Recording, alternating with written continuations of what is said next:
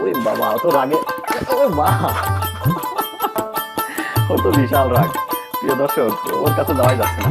কি করছেন আপনি? তো ভাই গরুর যে আমরা বলি তো গরু গাডা, আপনারা ভাষায় কি বলে অবতার আমরা কইতে পারি না। আমাদের ভাষায় এগুলো বলে গরুর গুড়া, ঠিক আছে? গরুর গোড়া। গুড়া।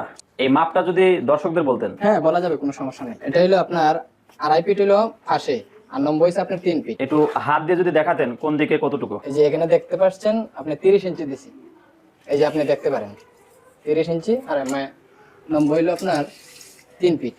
এই যে অর্থাৎ লম্বায় 3 ফিট জি, আর চওড়ায় চৌড়া হইলো আপনার 30 ইঞ্চি। 2.5 ফুট 30 ইঞ্চি। জি তো এটা কি গুড়ার একদম প্রপার সাইজ? জি জি, এটা মিডিয়াম। মিডিয়াম সাইজ, বড়ও না ছোটও না। গরু কি ভালোভাবে খেতে পারবে? জি জি। খাবার আবার পড়ে যাবে না তো এদিক না, থেকে? না, না, পড়বে না, পড়বে না। পড়বে না, এর পিছনে যুক্তি কি? এর পিছনে যুক্তি হইলো আপনার ওয়ালটা অনেকই উচ্চতা আছে, হুম। আর সেই দিকে যে আমগো ওয়ালটা পরবর্তীতে আপনার ভিডিওতে দেখাবো, সেটা আপনারা দেখলে পরে বুঝতে পারবেন। বলতে গরুর যাতে কষ্ট হয় না, সেভাবেই আমরা কাজ করতে করতে ইতিমধ্যেই আমাদের জন্য চলে এসেছে লেবুর শরবত। মিস্ত্রি ভাই, জি ভাই। আপনার জন্য লেবুর শরবত চলে আসছে। হ্যাঁ আলহামদুলিল্লাহ, আমি একটু কাজটা সাইডে নেই, তারপরে দেখা যাচ্ছে আমার খাবার খাবো। এই ফাঁকে আমি আপনাদের একটু জানিয়ে রাখি গরুর গোড়াটা কিভাবে দিবেন, কি কি সামগ্রী প্রয়োজন তার বিস্তারিত।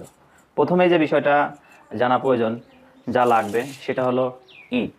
প্রিয় দর্শক, আপনারা 1 নম্বর না নিয়ে 2 নম্বর দিয়েও এইভাবে গোড়া দিতে পারেন। 2 নম্বরে বালি আর সিমেন্ট পরিমাণ মতো আপনার লাগবে। 3 নম্বরে যে বিষয়টা আপনাদের প্রয়োজন সেটা হলো এই যে দেখতে পাচ্ছেন রড। প্রিয় দর্শক, এই যে এটার অর্ধেক চলে যাবে প্লাস্টারের মধ্যে, আর কিছুটা অংশ থাকবে গরু বাঁধার জন্য। এটা একটি রড, আমার কাছ থেকে কেজি হিসাবে নিয়েছে 120 টাকা কেজি। সেই হিসাবে 1 কেজি সামথিং এসেছে, 150 টাকা মতো নিয়েছে। আপনারা যেটা করবেন, আমার মতো নিয়ে এসে এই যে রেড অক্সাইড, এই রেড অক্সাইডটা মেরে নেবেন।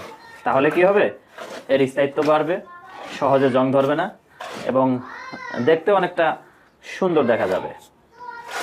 তাহলে আপনি দেখতে পেলেন 2টা রড, বালি, সিমেন্ট, সেই সাথে ইট এবং হ্যাঁ, আর কি প্রয়োজন হতে পারে ভাই? আরো আপনার এই ঢালার জন্য ইটের কণা লাগবে, আর বালি লাগবে, সিমেন্ট লাগবে। পরবর্তীতে আপনার একটা পাইপ লাগবে, যে গরুর যে খাবারটা দিব, পানি দিব, যখন পানিটা ময়লা হয়ে যায় কিছু পানি ছাড়ার জন্য একটা ফাঁক দেওয়া লাগবে। জি, সুন্দর কথা বলেছে। প্রিয় দর্শক, আর একটা জিনিস লাগবে, সেটা হচ্ছে আপনার পাইপ অথবা কোনো 7 আপ আরসির বোতল, যেটার মাধ্যমে পানি বের হয়ে যাবে। প্রিয় দর্শক, আপনারা আমার মতো করে ঠিক এভাবে সাজিয়ে গুছিয়ে গরুর ঘর এবং গোয়াল দিবেন, তাহলে খুবই অল্প টাকায় আপনার গরুর ঘরটি হয়ে যাবে। কেননা আমি যে ওয়ালটি দিয়েছি, ওই ওয়ালের সাথেই আমি গোড়া দেব বলে আমার ওই পাশটা করতে হচ্ছে না। দ্বিতীয়ত হলো, আমার যে সাইজ 2.5 ফুট বাই 3 ফুট, তাই তো? জি একেবারে অ্যাপ্রোপ্রিয়েট সাইজ। এই সাইজটা না হয় ছোট, না হয় বড়, সবার জন্যই যথেষ্ট পরিমাণ হয়। ছোট বড় আপনি যে গরুই পালন করেন না কেন, 2টা গরুর জন্যই যথেষ্ট জায়গা। এখন আপনাদের জানিয়ে রাখি, গরুর পিছনে অর্থাৎ মাথা থাকবে সামনে, মাথার পিছনে কতটুকু জায়গা রেখেছি। প্রিয় দর্শক, আপনার জায়গা বুঝে আপনি ছোট বড় বা কম বেশি করে দিতে পারবেন। তবে আমি বলবো ওই গুড়া বাদে 8 ফুটের নিচে জায়গা রাখবেন না। অবশ্যই আপনাকে 8 ফুট জায়গা দিতেই হবে একটা গরুর জন্য।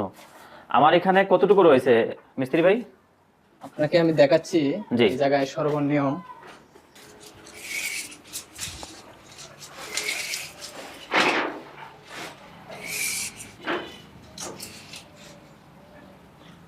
9 ফিট 7 ইঞ্চি আছে বর্তমানে। 9 ফুট 7 ইঞ্চি। জি। আলহামদুলিল্লাহ, একজন লোক যাওয়া আসা করতে পারবে। হ্যাঁ হ্যাঁ, মানে গরুর পিছনে দিয়ে একজন লোক, 2জন লোকই যাওয়া আসা করতে পারবে, কোনো সমস্যা হবে না। আচ্ছা গরু কোনো অশৃঙ্খল হবে না। প্রিয় দর্শক, আপনারা দেখতে পাচ্ছেন এই যে আমার ঘরের মূল দরজা, এই দরজা পার হয়ে আমার এই গরুর গোয়াল ঘরটি দেওয়া হয়েছে।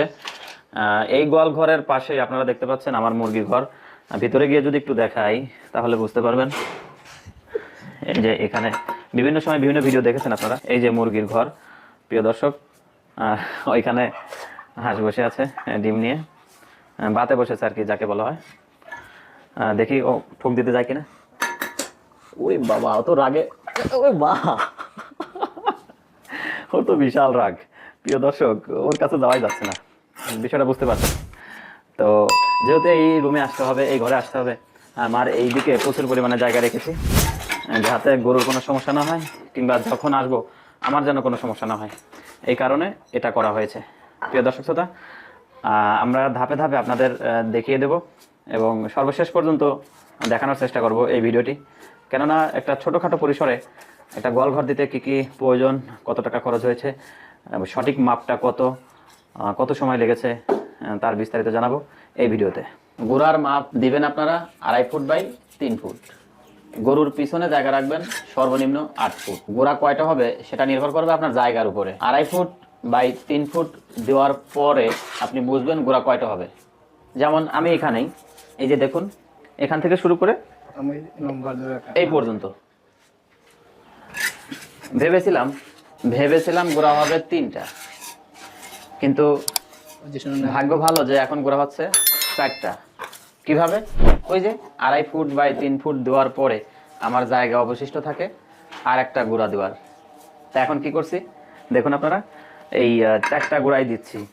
কিন্তু প্রথমে ভেবেছিলাম যে গোড়া হবে 3টা, কিন্তু এখন গোড়া হচ্ছে 4টা। আল্লাহর রহমতে 4টা গরু পোষা যাবে। তবে আমি 4টা পুষবো না, একটা দিয়ে শুরু করব, কেননা অভিজ্ঞতার দরকার আছে, অনেক বিষয় জানার এবং বোঝার আছে। একটা দিয়ে শুরু করব, আল্লাহ যদি চায় তো পরবর্তীতে ফ্যামিলিটা বড় হবে। তো প্রিয় দর্শক, দেখতে পাচ্ছেন মিস্ত্রি ভাই একা আর আমি। মিস্ত্রি যদি কর্মঠ, পরিশ্রমী এবং ভালো ছেলে হয় তাহলে একজন মিস্ত্রি নেবেন আপনারা, আর আমার মতো তার সাথে সাহায্য করে দেবেন, এটাই যথেষ্ট। গাদা গাদা মিস্ত্রি, গাদা গাদা টাকা খরচ করে লাভ নেই। পরিশ্রমী ব্যক্তি একজন হলেই যথেষ্ট। হ্যাঁ, আমার আজকে হবে না জানি, কিন্তু আমি আরো অন্যান্য অনেক কাজ করেছি। আজকে যত দূর হয় হলো, আর একদিন ইনশাল্লাহ কমপ্লিট হয়ে যাবে। কি মিস্ত্রি ভাই, কথা ঠিক আছে? জি জি জি। দেখছেন আজকে তো অনেক কাজ করলাম, ওই কারণে ওগুতা হয় নাই, তাহলে ওগুতা করে লাইতাম। তো শুনছেন প্রিয় দর্শক, আমার সিলেটি মিস্ত্রি, আমার বাড়ি রাজবাড়ি, উনি এসেছে সিলেট থেকে। ভাবেন না যে উনি সিলেট থেকে তাকে নিয়ে এসেছে কাজ করার জন্য, না, উনি পাঁচসাথে থাকে, সেই হিসাবে ওনাকে নিয়ে আসছি। তো আলহামদুলিল্লাহ বেশ ভালো, আশা করা যায় আমার খুব অল্প সময়ের মধ্যেই কাজটা উঠাই দেবে ইনশাআল্লাহ। তো দেখতে থাকুন প্রিয় দর্শক কীভাবে কাজগুলো করতে হয়।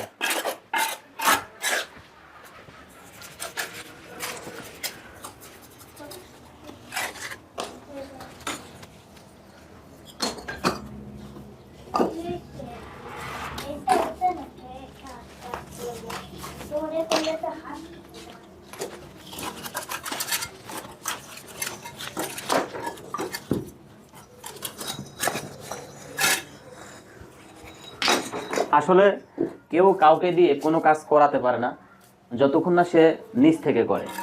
তাই অনেক মিস্ত্রি আছে জোর করে কাজ করাতে হয়, বলতে হয় যে ভাই আসেন, বসেন, শুরু করেন, হেন তেন 700। কিন্তু আমার এই মিস্ত্রিকে আমি কখনো বলি নাই যে ভাই কাজ শুরু করো, এত সময় বসে রয়েছেন, চলেন শুরু করি, আমি একবারও বলিনি। মানে সে বলার সুযোগটাই দেয় নাই। আজকে শুক্রবার, নামাজ পড়ে এসে দেখি সে কাজ করতেছে। তো আসলে ওই যে একটা কথা আছে, কাজের লোক কখনো বসে থাকতে পারে না। আর আপনি যদি এই কাজের লোকটা একবার চিনে যান তাহলে তাকে কখনো ছাড়বেন না। তার কারণে একজন মিস্ত্রি পারে গৃহস্থর 1 টাকা সেভ করতে। আপনারা চাইবেন ভালো মিস্ত্রি নির্বাচন করতে, যাতে আপনার কাজ এবং সময়, সেই সাথে অর্থ সবগুলোই সেভ হয়। আর সাথে আপনি তো আছেনই।